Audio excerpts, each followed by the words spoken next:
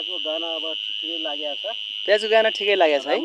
हजुर सबैलाई नमस्कार बटुअरबी, यहाँलाई हार्दिक स्वागत गर्न चाहन्छु। यति बेला म शारदा नगरपालिका 15 शीतलपुरमा आएको छु।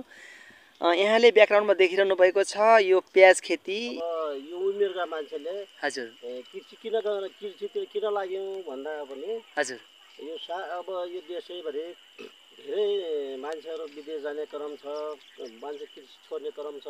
हजुर यो तबकालाई पनि अलिकति हामीले ध्यान आकर्षण होस् हजुर र मान्छे कृषिमा रमाउनुपर्छ, कृषिमा लाग्नुपर्छ हजुर भन्ने अलिकति सन्देश दिनको निम्ति पनि हामी यो कृषिमा लाग्यो। लगभग 10-11 रोपनीमा प्याज खेती छ। हजुर र साथै अन्य बालीमा अब आलु पनि छ। यो मकै पनि हजुरको यहाँ रोप्नु भएको छ नि? एकदम यो मकै पनि हजुरको हैन? हजुर अलिअलि मकै छ, अलिकति यो टमाटर पनि छ। हजुर यो प्रक्रियामा रहे। हजुर यो टमाटर पनि हजुरले रोप्नु भएको हो?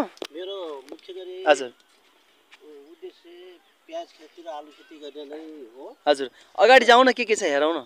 अहिले त यो अब अलिकति यो पहिलो वर्ष भएर यो अनुवर्षको कमिटी गर्दाखेरि पनि समस्या भयो। हजुर यहाँ जस्तो बन्द हजुर यो बन्द चाहिँ बन्दमा अलिकति अलि ब्यालेन्स मिलेन कि है? मिलाउन सकिएन। हजुर र यो प्याजमा मल हाल्ने यो अलिकति व्यवस्थापन पनि गर्न सकिएन। यो अलिकति जानिएन। हजुर अनि यो अलिकति महँगो पर्नेले गर्दाखेरि पनि हजुर एकदमै अलि समस्या रह्यो। यो देखिने जम्मै जति छ नि यो सबै खेती हजुरले गर्नुभएको? सबै खेती हो। हजुर जति हुनुपर्ने थियो, हजुर जति राम्रो बनाउनु पर्ने थियो, हजुर त्यति नसके। यो आलु खेती तलतिर देखिने आलु खेती हजुरले गर्नुभएको? आलु खेती पनि हो। जाउँ न दिदी हेर्नु त्यतातिर। यो पालतिरको यो मल व्यवस्थापन के को कुखुराको गर्नुभयो कि के गर्नु भैँसीको? यो मल कुखुरा पनि भैँसीको मल पनि हो। हजुर यो आलु हजुर रोप्नु भएको? आलु अब लास्ट हुन लाग्यो। हजुर पानीको समस्याले गर्दाखेरि यो सुक्न गयो। हजुर नत्र अझै पनि हरियो हुन्थ्यो होला। हजुर र अलिकति समस्या रह्यो। यहाँ पनि अलिकति अब सुक्खा भइसक्यो जिम्मा। हजुर नआएर सुक्खा छ। हजुर यहाँ पानीको समस्या यता हजुर अरू हल्का बिजी त थियो। हजुर पम्प सेट छ, मोटरबाट थियो। अब हजुर त्यो अहिले अब तत्कालै अब पानी आउँछ भन्ने आशले पनि अब यो नगरेको हो। हजुर र त्यो भएरले अलिकति यसमा पानीको कमीले हजुर अलिकति आलु सुक्न गयो। हजुर आलु यता भयो, यता प्याज खेती बाँकी यो प्याज खेती हजुर अलिक भर्खर पानी सारेको छ। हजुर पानी सिँचाइ गर्नु भएको छ यसमा हैन? सिँचाइ गरेर अलिकति आकाशबाट पानी नपर्ने भएरले अब पानी सिँचाइ गरेर अलिकति भन्ने हिसाबले पनि अब पानी सिँचाइ गरिएको छ। र यहाँ यो खेतमा पनि हजुर यो अब 4-5 रोपनी छ। यो साइडतिर यो फाँटमा 4-5 रोपनी फाँट हो। यो 4-5 रोपनीमा छ। यो अलिकति समयमा औषधि उपचार दिन सके हुनाले हजुर अलिकति यो किराको समस्याले गर्दाखेरि अलिकति पातलो बनायो। खेती पुर्यायो। हजुर खेती पुर्यायो हुनाले पनि अलिकति यहाँ पनि अब फलदायी हुन सकेन। तर प्याजमा समस्या छैन। हजुर तर जति यो नयाँ जमिन भएको कारणले पनि त्यति ठुलो अब त्यति अलिकति मलिलो भएन। मलिलो भएन। अलिकति सुरुवातको चरण भएको कारणले त्यति सोचे जस्तो आम्दानी हुँदैन कि भन्ने होला। सोचे जस्तो आम्दानी अहिले नहुने देखियो। हजुर अर्को वर्षको तयारी लाग्यो अलिकति। हजुर अलि सोच बनाएको। हजुर यो अहिले त हामीले अब यति जहिले खर्च जति हाम्रो खर्च लाग्छ त्यो पनि उठ्छ होला। हजुर अरू बाँकी आम्दानी लिन अलिक गाह्रो छ। देश तथा विदेशबाट हेर्ने दाजुभाइ दिदीबहिनीहरूलाई के भन्नुहुन्छ दिदी? अब यो रोप्नेदेखि लगेर यहाँ किरा लागेदेखि लगेर बिहान 6 बजेदेखि दुःख गरिरहेको छ। अहिलेसम्म पानी चाहिरहेको छ। हजुर अब त्यति गर्दै पनि आफूले खोजे जस्तो भएन। हजुर आफूले खोजे जस्तो भएन। अबदेखि अभियान पनि भयो केही। अब हजुर आफ्नो यस्तो गर्दा यस्तो हुने रहेछ भन्ने अहिले त अध्ययन पनि भयो। त्यो बिहा कारणले अब खेती गर्ने बेला अलि ध्यान गरेर गर्नुपर्ने छ। अनि यो पहिलो अनुभव पनि भयो, जस्तै कि हजुरले व्यापार गरेको धेरै पुरानो व्यापारी पनि हुनुहुन्छ हजुरहरू त होइन, किन त्यो कुरा दर्शक श्रोतालाई थाहा नहुन सक्छ। व्यापार गर्न सजिलो रहेछ कि दिदी कृषि गर्न सजिलो रहेछ? अब व्यवहार गर्न पनि सजिलो हो, जाने त हजुर। व्यवहार मैले हरेक किसिम व्यवहार गरेँ, सबै सानोदेखि ठुलो चल्लादेखि होटलदेखि कपडादेखि गरेर। हजुर। अब लास्ट यहाँको अनुभव कुखुरा पालन, होटल व्यवसायदेखि लिएर किराना पसल, गल्ला पसलदेखि लिएर सबै अनुभव गर्नुभएको छ। अब लास्टमा हजुर। कृषि हो। हजुर। अब म यो कृषिले नै रमाउँछु। व्यापार बिजनेस भन्दा पनि कृषिमै भविष्य देखेर एउटा ढङ्गले लागिराख्नु भएको छ। अब यो कृषि नै देखेर कृषि गर्न लागेदेखि अब ज्यान पनि फुटफाट हुँदो रहेछ, काम गर्दा यताउता गर्दा।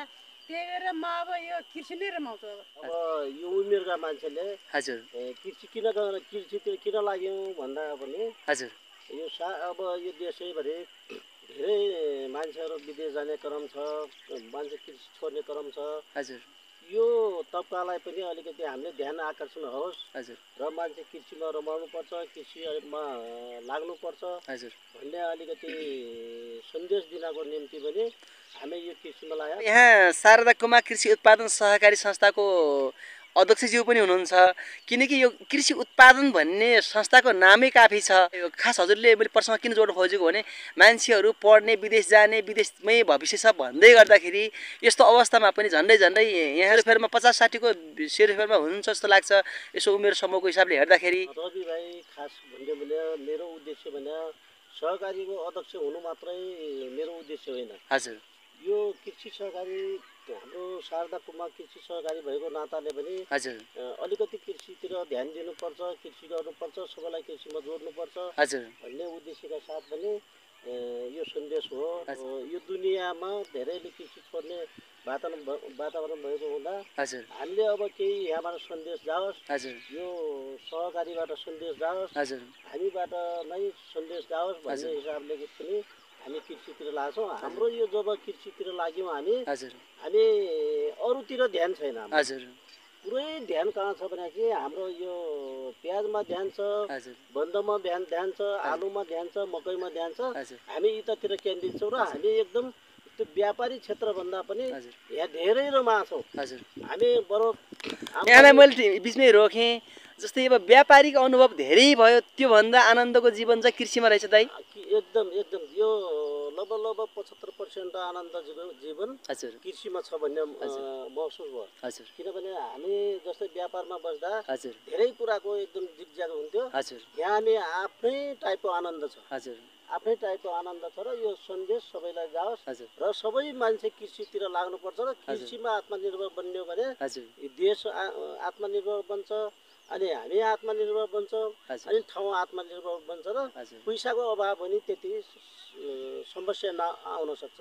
यो कारण सबै कृषितिर जोडिन म सबै यो शारदा नगरपालिका र धेरैलाई कृषितिर आबद्ध हुन र जोडिन आग्रह पनि गर्छु, अनुभव पनि गर्छु र मान्छेको जीवन कृषिमा छ भन्ने कुरा बुझ्दा पनि हुन्छ।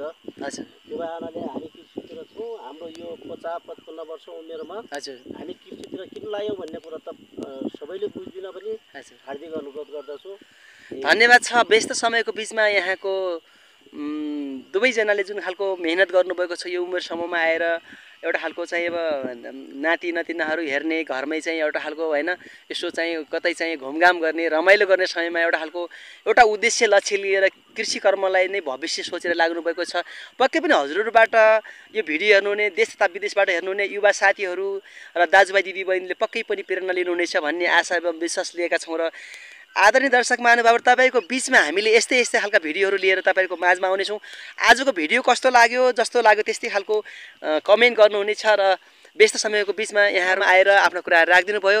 यहाँहरूलाई पनि धेरै धेरै धन्यवाद भन्दै अर्को भिडियोमा भेट हुने बाछा गर्दै म रवि बिएम बिदा हुन चाहन्छु। नमस्कार।